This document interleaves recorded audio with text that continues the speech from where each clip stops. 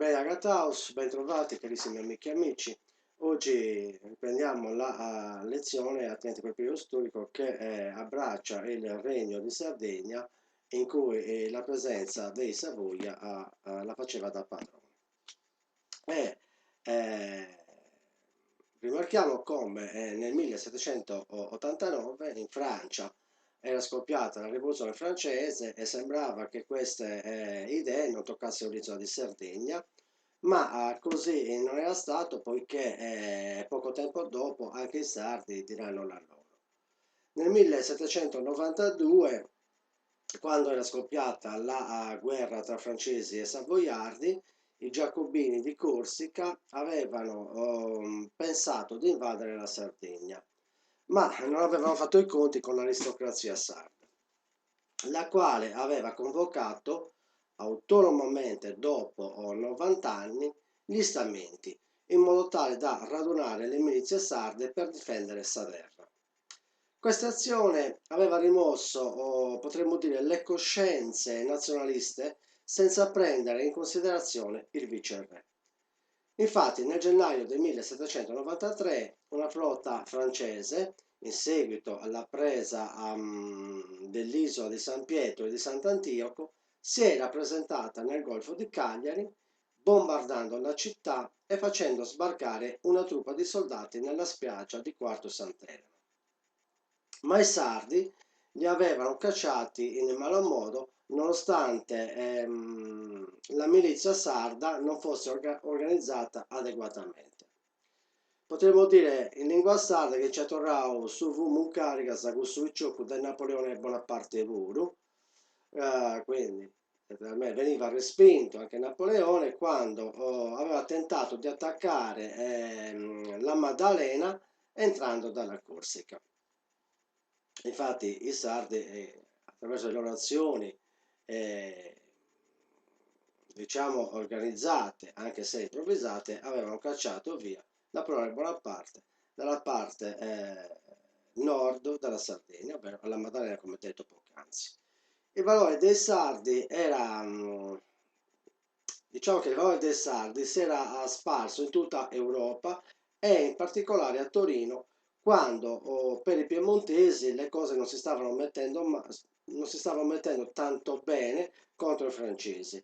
Infatti, come spesso accade, nonostante i sardi fossero stati valentes contro i francesi, i piemontesi non avevano riconosciuto il loro sacrificio e di conseguenza avevano segnato sempre più le differenze presenti tra la Sardegna e il Piemonte. Inoltre, nei sardi venivano rafforzati quegli ideali di autonomia e rafforzata la coscienza di essere un popolo subalterno visto da lontano con scarso interesse da parte del dominatore di turno, ovvero dei piemontesi. Rammentiamo anche che all'inizio di gennaio del 1793, prima dell'impresa contro i francesi, i nobili sardi avevano chiesto al viceré di convocare gli stamenti in modo tale da discutere la strategia militare da affrontare contro i francesi. Ma il viceré Balbiano non li aveva presi in considerazione come di consuetudine. Di conseguenza lo stamento militare, appoggiato dalla borghesia cittadina o delle città per meglio dire, e dal clero, si era riunito autonomamente stabilendo di inviare a Torino una delegazione per chiedere al re delle precise richieste, che vediamo con le famose 5 domande, 5 preguntas. Queste 5 domande rappresentavano un vero programma politico di qualità, potremmo dire vedendo i tempi. 1. Si richiedeva, per prima cosa, che venisse convocato regolarmente il Parlamento per stabilire il donativo e ragionare sugli affari generali come accadeva in passato. Seconda domanda, che venissero confermati gli antichi privilegi del regno che oramai non erano più riconosciuti. Terza pregunta: che venissero nominati negli impieghi pubblici, militari e nelle cariche ecclesiastiche solo sardi. Quarta domanda: che venisse fatto un ministero per la Sardegna in Torino. Quinta e ultima pregunta: che venisse istituito a Cagliari un Consiglio di Stato per verificare la legittimità degli affari. Quindi diciamo veramente un programma politico illuminato. Giunta in Torino, la delegazione era rimasta per alcuni mesi senza ottenere accoglienza e nessuna risposta da parte del re. Anzi, potremmo dire che non era stata nemmeno audita. In sostanza, nessuna considerazione. E così in Sardegna, e soprattutto a Cagliari, s'abbraccia via sempre Bruscallenti. Quindi la brace era sempre più calda, metaforicamente, come di consueto, dico, in lingua sarda. Ma ciò che aveva maggiormente mosso la brace era stato l'arresto degli avvocati Bernardo Pintor e Vincenzo Cabras, i quali erano stati ritenuti rivoluzionari da chi? Dal viceré. Quindi, arrivati nell'aprile del 1794, avendo capito che la risposta del governo piemontese era negativa, i sardi niente poca forza s'abbraccia. Quindi avevano portato fuori la brace. Questa brace, in questo periodo, era bollente. Difatti, in seguito all'arrivo delle lettere del componente della delegazione Girolamo Pizzolo, la notte tra il 28 e il 29 aprile 1794 i cagliaritani avevano attuato la famosa rivoluzione contro il viceré. Guidati dallo stesso viceré, i piemontesi, dopo un mese per esattezza, prese via del mare e rientrò in Piemonte. In sostanza il viceré non aveva controllato la rivolta. Bene, inoltre diciamo che la rivoluzione si era espansa in tutta la Sardegna e gli stamenti avevano preso il controllo del governo. Questa azione degli stamenti era stata una rivoluzione nella rivoluzione. Perché? Perché lo Statuto del Regno diceva che se il viceré si fosse assentato per qualsiasi ragione, avrebbe dovuto prendere il controllo del governo la Reale Udienza. In seguito il re aveva nominato Girolamo Pizzolo in qualità di intendente generale e il marchese della Planargia come generale delle armi, in modo tale da sistemare i disordini causati in Isola di Sardegna. Nonostante le nomine, il controllo era rimasto nelle mani degli stamenti. Rimarchiamo che quando era arrivato il nuovo viceré, ovvero Vivalda, le cose non erano mutate affatto e in questo periodo un ruolo fondamentale lo aveva ricoperto Giommaria Angioy. Giommaria Angioy era un uomo potentissimo del tempo, magistrato, era un giudice della Reale Udienza, il quale era stato incaricato da chi? Dagli stamenti per convincere il viceré a dare il controllo agli stamenti stessi.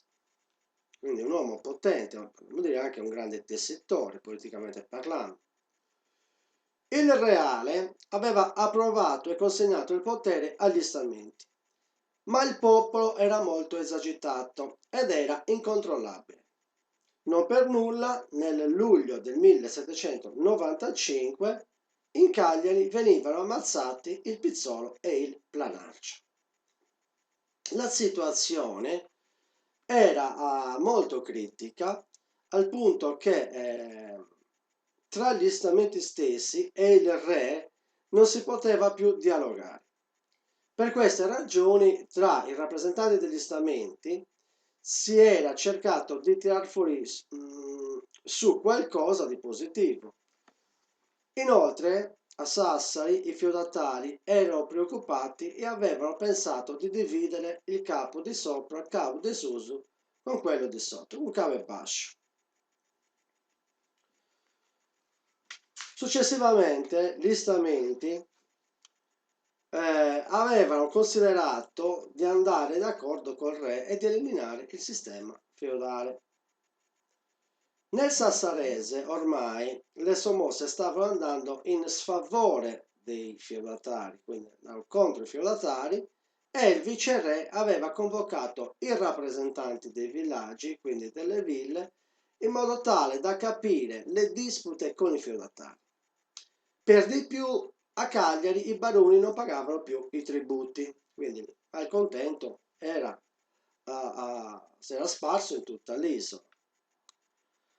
A Sassari i feudatari volevano scindersi da Cagliari perché volevano mantenere meglio i loro interessi, ma il viceré aveva inviato Francesco Cillocco e Gioacchino Mundulu per sistemare le problematiche.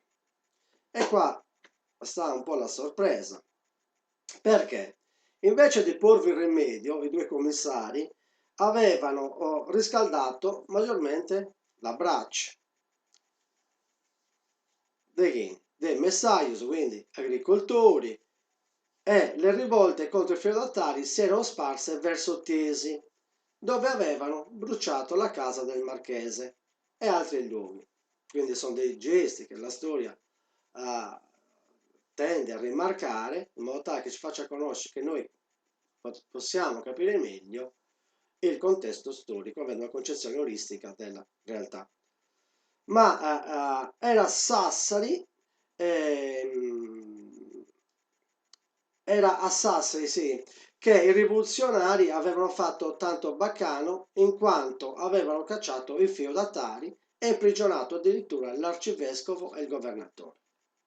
Dunque, viste le cose malconce, nel febbraio del 1796 il viceré aveva inviato Giommaria Angioy nel capo di sopra in qualità di alternos, ovvero delegato di tutti i poteri dal viceré.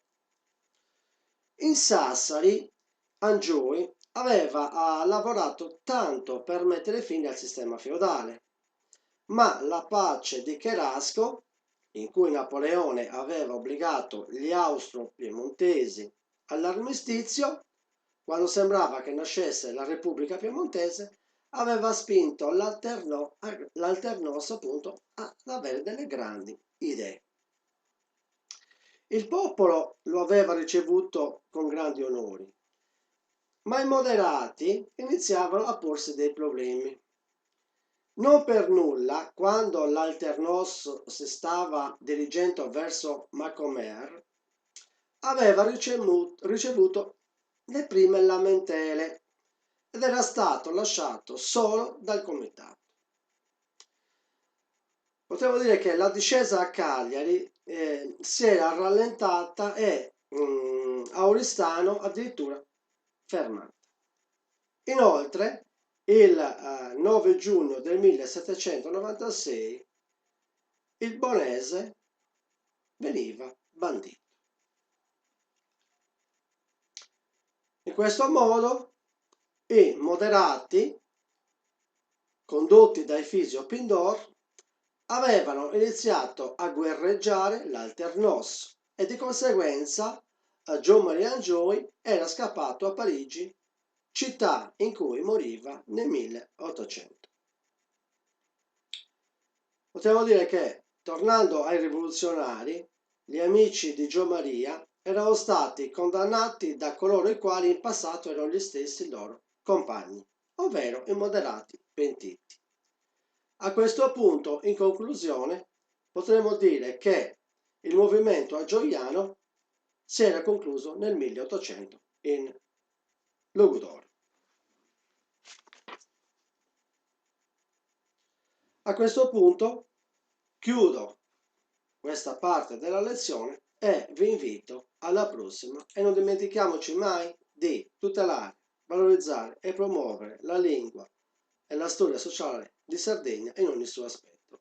In buon'ora, con saluti e trico. Asibì.